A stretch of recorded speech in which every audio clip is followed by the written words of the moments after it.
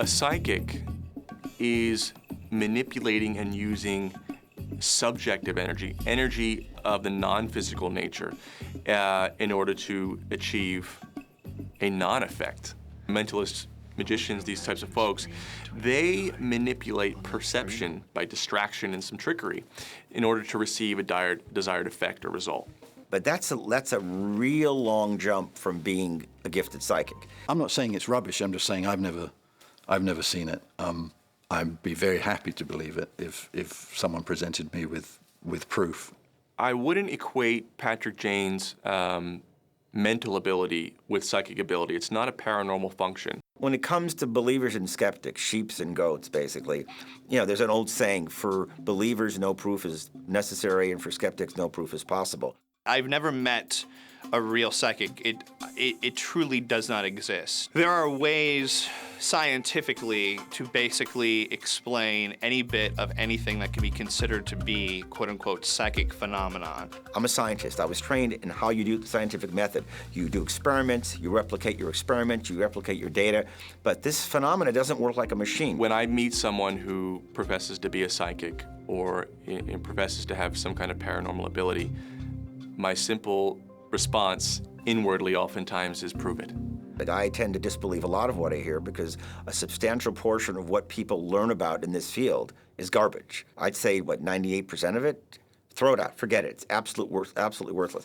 You get to the core of this, to the real researchers, to the real people, to the real data, it's extraordinary. But one thing we do know, if these things never occurred, we wouldn't be here discussing it. If they occurred all the time and we could control them, we wouldn't be here discussing it. So that means there's an aspect of the world we live in we know a little bit about. And we have to ask ourselves, is it nature versus nurture?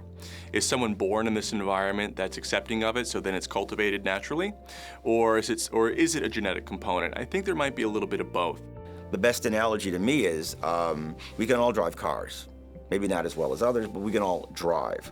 How many of us have the stamina, the endurance, the hand-eye-foot coordination, the reflexes to become a race driver? And psychic information is not logical, it's not rational, it's not linear, it's just an obtuse perception of information. The research I did at UCLA, the lab work, part of it developed into a training program to see if we could take normal, healthy, emotionally stable people who haven't had any experiences to their knowledge and train it in them. And going into that world and discerning information and making it objective, verifiable, and factual. We had thousands of people come through the program. Most had no results at all. But there was a real small percentage on the far end of the spectrum who were like athletes. They were stars. What that means, why it is, God only knows. It may be we're physiologically or neurologically different. We're wired different. And the nature of my ability is pretty simple. I'm primarily visual. I get information, what's called clairvoyance. Information comes in a very holistic fashion that resembles hearing, seeing, all these things, but it's all internal versus external. I know for myself and a few other people I've worked with, we're very sensitive to changes in the Earth's magnetic field, dramatically so. I'm not actually using my eyes or using my ears or using my, any of these, or hands. This feeling is not something that's tangible. It's more of a sensation that I have to interpret. The people who were most adept at this, who responded the most quickly, were the most emotionally unstable. Did you put a spell on Cody Elkins? I did. I put a killing spell on him. I've done the spell several times before, but this is the first time it's worked. Here's a caveat. When you open the door, so to speak, you can't really close it. Once you make yourself aware to this new aspect of yourself, this new way of receiving information, you will never be the same. Allison! An example, which is a little more disturbing. 1975. I'm dreaming that I'm flying a 747.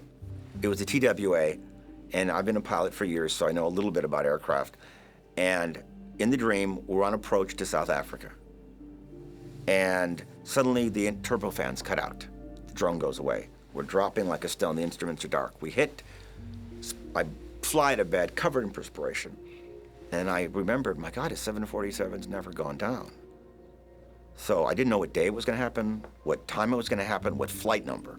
So I could have called TWA, could have called the FAA. I can't do it because I don't know anything. 3 days later, the first 747 went down on approach to South Africa. It was the TWA. If you did that today, the FBI would be at your door in probably 20 minutes. I'm a former supervisory special agent of the FBI for 27 years. My main emphasis while I was with the FBI was the violent crime program, which entailed all of kidnappings throughout the Southern California area. Typically, I get involved with law enforcement issues in what's called an unofficial capacity. I'm not able really to comment on some of the official relationships I have. And all those official relationships are unofficial. I think that the relationship between psychics and law enforcement is somewhat kind of kept in the back, so to speak. Law enforcement, they want to do their job. They want to go out there and investigate it, find the person who did it, make the arrest. I'm not reaching here to say that the preconception about a lot of psychics is that they're nuts. I make and sell Wicca healing powders on the internet. You should check out my website. Nobody in law enforcement that I know of that goes to the psychic first up. The police asked me to try and get a psychic fix on him to see if I could get a sense of who this man is. That's probably the last person they're going to go to. We are tools. Psychics don't solve crimes. They're not stable. Cody deserved to die. He was a bad person. He stole and tortured and killed my cat. And maybe that's what gives some of them the ability to do this when they want. You would use one when all of your other avenues have been exhausted. Once and if you don't have anything else, why not? I've never read a case or seen a show where they actually did make anything other than the broadest possible connections to the realities of the case. Because when we open up psychically, it's a doorway that everything can come through. So you'll get things that are pertinent to the case and things that are maybe not so pertinent. It's a technique of generalizing and a technique of never quite being able to pin down what it is they're saying so that eventually they're going to hit the right mark. Yes, I'm feeling that Paul hasn't been 100% honest with you. He hasn't been happy. I have yet to meet one that I think in any way is doing anything other than guessing and occasionally getting it right. The blind squirrel eventually gets the nuts. During my career in the FBI, I did have occasion to work with different psychics. Kidnappings tend to lend themselves more to that field than probably any other investigation, with the exception of maybe homicides.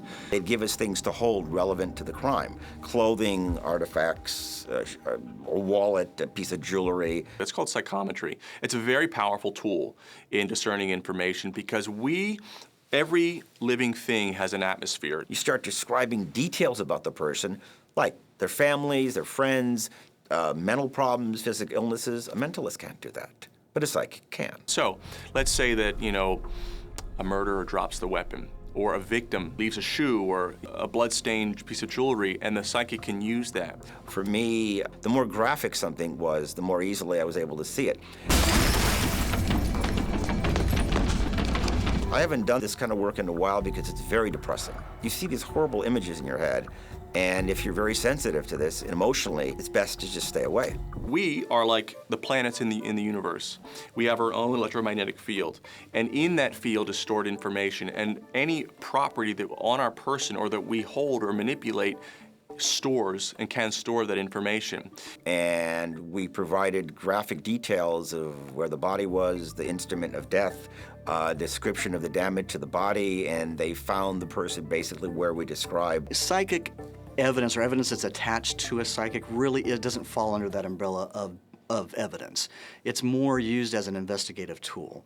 I wouldn't walk into a courtroom solely on a psychic's information and try to get a search warrant or an arrest warrant. I have to have corroborating evidence that's going to help me with that information.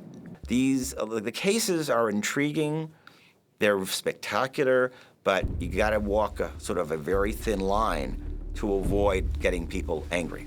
Those psychics who do that tend to be taking advantage of a very highly charged emotional situation in small towns where they come in and say, I can help. True demonic evil burns like fire. It burns with a terrible, cold, dark flame.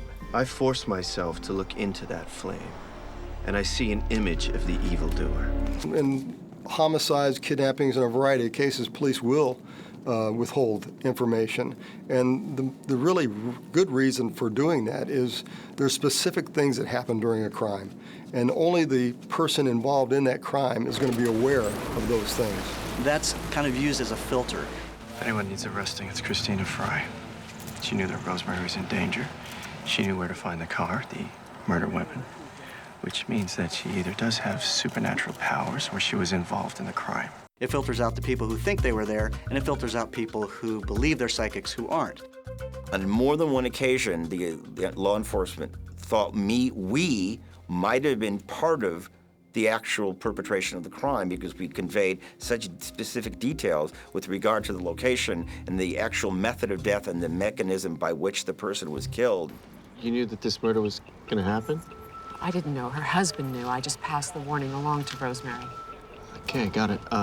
By her own admission, she's either a channel for the energy of the departed souls or she's involved in this murder. So you got a choice. You can call Ghostbusters or we can take this lady downtown. Well, if a psychic calls up and they've got detailed information that we have not given to anyone else, including family members, there's only two things here. Either one is a good psychic and he really does do this legitimately and has information that could be of value and give us good leads, or he's involved in the crime. We had to actually provide alibis when they came to us. You know, there's always the possibility it leaked out somewhere, but you've also got to consider that they may be a credible source. They absolutely are very intense about that because in their heart of hearts and their soul of souls, they know the information that they have is of value. So I'm not a disbeliever in the use of psychics or in the fact that there's people out there that maybe do see things and get information that is helpful to law enforcement. There was another case where a young man had gone missing, and he actually had some mental illness. As I tried to connect with this missing young man, I started feeling confused. Things felt random, they felt out of place. And to me, it almost seemed like the information they had was a kind of a burden on them. They felt like they had to come forward and give this information. This actually had a happy ending, this case, because once I gave them the location of where I believe this person was, this kid kind of had a link with, and the police went and picked him up, and there he was. As far as psychics being, getting more involved in law enforcement or the more acceptance of it, I think depending on how progressive a department is. I have a friend that was a law enforcement officer with a local police department, and he became an FBI agent, and he swears he had a case that the psychic came in and was dead to rights. Told him right where the person was, who did it, the whole thing, and turned out they were right. So, it happens. I'm not a disbeliever. We had a little time with a guy from the FBI. I did ask him, I said, have you ever worked with psychics? And the first thing that Mark said was, yeah, they always say the body's near water. Water rushing into the windows, tires underwater, resting on concrete. If the information is inaccurate, if the information can't be verified as fact, you're not providing psychic information. Come on. She simply did what you do so well. With an air of confidence, she made an educated guess. Where else would you dump a car around here? She's a good guesser. Well, yes. Over the last, let's say, close to half century, the attitude has become sort of jaundiced, kind of jaded, because the media generally has a knee-jerk reaction to the paranormal, and it's generally negative. And unfortunately, like so many things with genuine talents, the presence of a lot of scamsters serves to undermine those people who may genuinely have those beliefs. I would go out on a limb here and say that anyone who sits in this chair and says that, they're sitting at a restaurant and spirits come up and talk to them, I think they're in trouble. That's really not healthy. Sententia separate vos unis, I am non unis. They may be wonderful people, but they're essentially tricksters. One of the biggest comments made by people over the course of centuries regarding the paranormal is, if you can see the future, if you can sense things before they occur and see through walls and see through people, why don't you go make millions of dollars in the stock market or go to Vegas?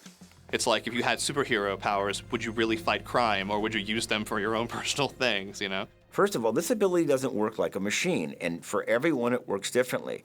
It's not a conscious process. For the most part, it's not that voluntary, and it does what it wants to do, which doesn't relate to physical things. Whatever this functioning is, however it's designed, it is a function that is meant to serve others. It is not meant to serve yourself. It's far more complex than we ever thought it was. I certainly want to believe in the idea of paranormal abilities and, people who have paranormal beliefs or talents.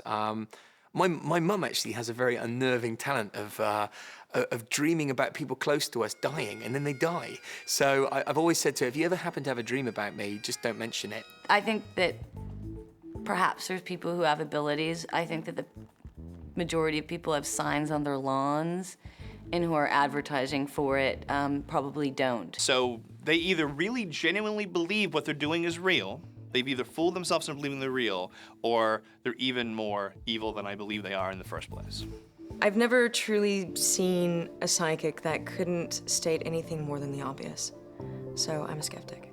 There's also another angle, which is people will always believe what they want to believe.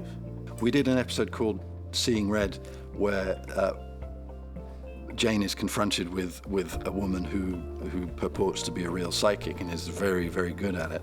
I think you act assured and arrogant, but inside you are troubled with deep guilt and self-loathing. A recent trauma in your past, perhaps? And I love the idea that occasionally something happens where you doubt your own commitment to that decision. And the episode ends with her giving him an insight into what happened to his family. I talked to your wife. Oh, hang on. That he desperately wants to believe is true. Your wife wants me to tell you that your daughter never woke up. She didn't know what happened. She wasn't scared, not even for a second. I think he wants to believe that they didn't suffer, that they didn't go through these things. And there's a beautiful moment right at the end where you're really inside Jane's head, because she has touched on the one sacred thing in his life, and that's his family. And his competitive nature towards psychics and his sort of insecurities and how he felt threatened. But my narcissism will allow me to accept something if it has impact or bearing on me individually. It's a constant question that comes up thematically, like, is he or isn't he? And I think it's really interesting. And it really makes you think, what is the nature of the human condition? I know that there's things out there that's way beyond my understanding, and so I'm willing to keep that 1% open to you know, other possibilities. And we say, listen, there's the possibility that there are people with these gifts, and on the other side, there's the possibility that there are people who are just very good at guesswork. I don't doubt that maybe there is someone out there who can do those sort of things. But what the end of the show demonstrates is that which we most devoutly wish to be real becomes real.